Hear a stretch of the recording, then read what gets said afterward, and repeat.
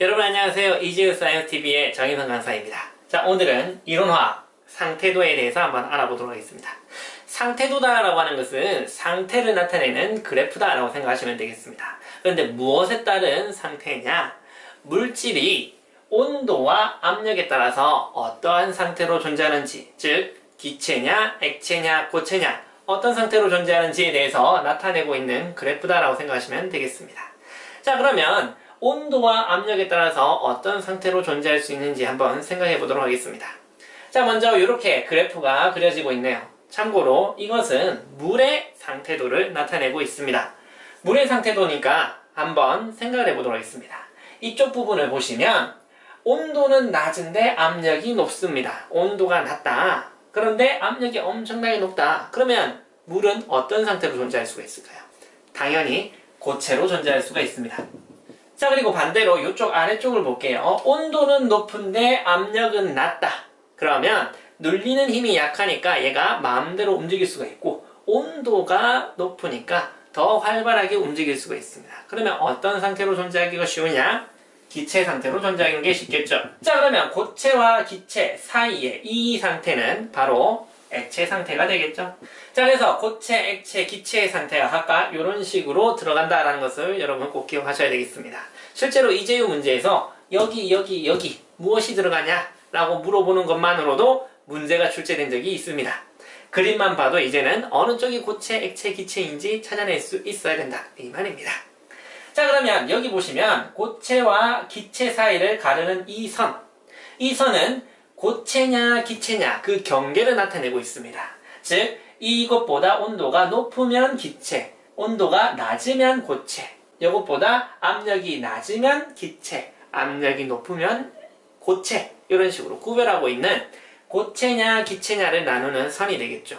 그러면 고체에서 기체로 변할 수 있는 그 경계가 되는 선이다. 즉 고체에서 기체로 넘어갈 때 이 선을 지나야 된다 라고 볼 수가 있겠죠. 그러면 고체에서 기체로 바뀌는 그러한 상태다. 즉 이러한 곡선을 우리는 무엇이다 라고 하느냐? 바로 승화가 일어날 때 봐야 되는 곡선이다 라고 볼 수가 있겠죠.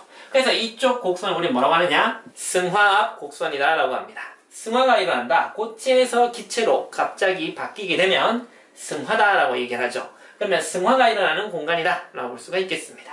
그럼 여기는요, 고체에서 액체로 바뀌는 순간이다. 그러면 고체가 액체로 바뀌는 그 구간이기 때문에 고체가 액체로 바뀌는 이 선을 우리는 무엇이다 라고 하느냐? 융해가 일어날 때의 곡선이다 라고 해서 융해곡선이다 라고 얘기하고 있습니다. 그럼 여기 액체와 기체 사이를 가르는 이 선은요, 액체에서 기체로 바뀔 때의 경계를 나타내고 있습니다. 그러면 얘를 무엇이다 라고 할까요? 증발곡선이라고 할까요? 아닙니다. 여러분들 들어본 적 있죠? 액체와 기체 사이를 가르는, 압력과 온도에 따라서 가르는 이 선을 우리는 증기압 곡선이라고 했었습니다. 자, 그래서 이 세 가지 선의 이름을 꼭 기억하셔야 되겠습니다. 그러면 승화합 곡선에서는요, 고체에서 기체로 바뀌는 순간이니까 이 승화합 곡선 상에 있는 어떠한 물질은 얘는 고체로도 존재하고 기체로도 존재할 수가 있겠습니다. 자, 그리고 또 융해가 일어나는 이 융해곡선, 고체에서 액체로 넘어가는 이 구간에서는요, 융해가 일어나고 있으니까 일부는 융해가 되었고 일부는 융해가 되어지 않았다라고 본다고 하시면 고체와 액체가 역시 같이 공존할 수가 있습니다. 그리고 액체와 기체 사이를 가르는 이 증기압 곡선 역시 증기압 곡선 상에 있는 물질이다라고 하시면 얘는 액체와 기체가 공존한다라고 볼 수가 있겠죠. 그러면 이 선들이 다 모이는 요 점은요, 고체로도 존재하고 기체로도 존재하고 액체로도 존재할 수 있는 세 가지 상태가 동시에 존재할 수 있는 곳이다라고 볼 수가 있겠습니다. 그러면 이렇게 특정 온도, 특정 압력에서는 이 물질은 세 가지 상태가 동시에 공존할 수 있다라고 합니다. 그러면 이러한 특이한 점을 우리는 무엇이다라고 부르느냐? 삼중점이라고 부르고 있습니다. 세 가지 상태가 중복해서 있는 점이다 라고 볼 수가 있겠네요. 자, 그러면 이 삼중점은요, 물의 경우에는 딱 값이 정해져 있습니다. 물의 삼중점은 0.01도씨의 0.006기압이다 라고 볼 수 있겠습니다. 굉장히 낮은 압력에서 만들어진다라고 볼 수가 있겠습니다. 자, 이렇게 온도와 압력이 정해져 있기 때문에 삼중점이 나오는 곳은 단 한 군데 뿐이다 라는 것을 알아야 되겠습니다. 자, 그런데 여기 이쪽에 보시면 더 이상 선이 올라가지 못하고 멈춘 구간이 있습니다. 즉, 여기 구간에서는, 선이 분명한 구간에서는 어느 쪽이 액체다, 어느 쪽이 기체다 구별할 수가 있었지만 이 이상으로부터는 더 이상 선을 긋지 못한다. 즉, 액체와 기체의 경계를 구별할 수가 없다라고 볼 수가 있겠습니다. 자, 그러면 이렇게 올라가는 한계점이 있다. 구별할 수 있는 한계점이다 라고 합니다. 더 이상 액체와 기체를 구별할 수 없는 이 점을 우리는 임계점이다 라고 부르고 있습니다. 자, 그러면 임계점을 기준으로 그러면 그 이상의 물질은 액체인가요? 기체인가요? 구별할 수가 없다라고 했습니다. 그러면 액체도 아닌 것이 기체도 아닌 것이 어떤 상태다라고 불러야 될까요? 그러면 액체와 기체를 통틀어서 우리는 흐를 수 있는 물체다라고 해서 유체라고 하고 있습니다. 근데 유체긴 유체인데 어떤 상태냐?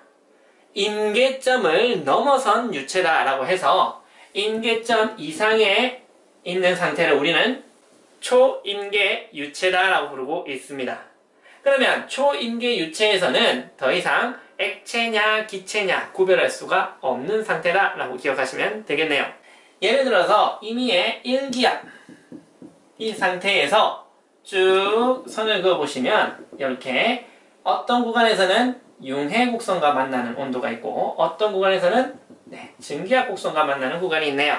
자, 이렇게 융해 곡선과 만나는 이때의 온도는 고체에서 액체로 넘어갈 때의 그때의 온도다 라고 해서 얘는 고체가 액체로 변하는 온도, 녹는 점이다 라고 볼 수가 있겠습니다. 녹는 점은 일본어로 유텐이다 라고, 융점이다 라고 부르고 있습니다. 그럼 여기서는 증기압 곡선과 만나고 있습니다. 그럼 특정 기압에서 증기압 곡선에 도달했다 라고 하는 것은 외부 압력과 증기압이 같아졌다. 즉, 끓기 시작하는 온도다.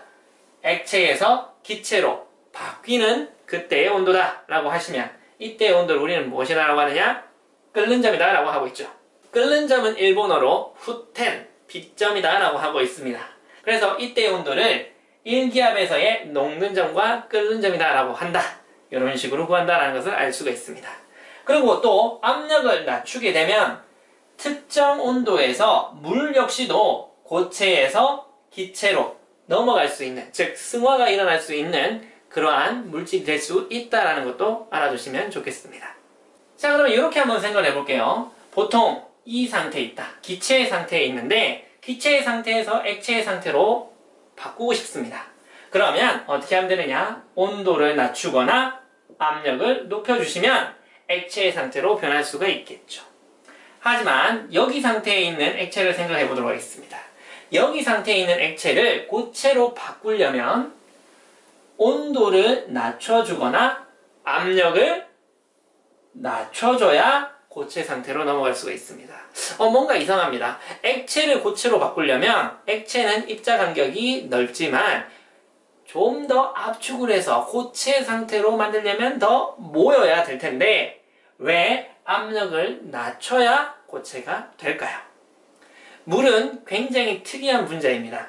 대부분의 분자들은 액체 상태에서 고체 상태로 바꾸기 위해서는 압력을 더 주어서 부피를 더 줄여야 됩니다. 하지만 물은 보통의 물질과는 반대로 안쪽으로 융해곡선이 그어져 있기 때문에 얘는 온도는 낮추면 고체가 되지만 압력도 낮춰야지 고체가 되는 이러한 상태가 됩니다. 실제로 물은요, 얼음 상태가 되면 물일 때의 부피보다 더 부피가 늘어나는 이상한 물질입니다. 실제로 여러분들이 물통에 물을 넣어놓고 꽉 채워놓고 냉동실에 얼리게 되면 물통이 터지거나 물이 새어나오는 경우를 볼 수가 있습니다. 그 이유는 물은 액체일 때보다 고체일 때 부피가 더 늘어납니다. 그것은 고체 상태일 때의 물 분자가 분자 구조가 바뀌면서 더 많은 공간을 차지하기 때문에 부피가 더 늘어나게 되죠. 그래서 물에 얼음을 넣게 되면 얼음이 둥둥 뜨게 되죠.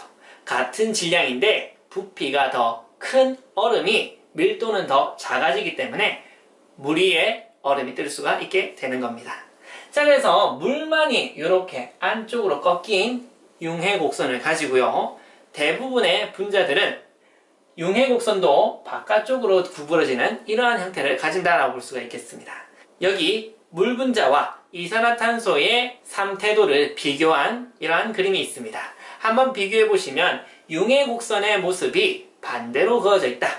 물만 안쪽으로 그어져 있기 때문에 액체에서 고체로 바뀔 때 압력을 낮춰줘야 된다. 하지만 다른 물질은 압력을 높여줘야지 액체에서 고체로 바뀔 수가 있다는 것도 차이점이다 라고 해서 알아두시면 좋겠습니다. 자, 오늘의 내용은 여기까지고요. 그러면 조금이라도 질문이 있으시면 아래의 주소로 얼마든지 연락 주시길 바라겠습니다. 자, 그럼 우리는 다음에 더 좋은 내용으로 다시 만나기로 해요. 그럼 안녕!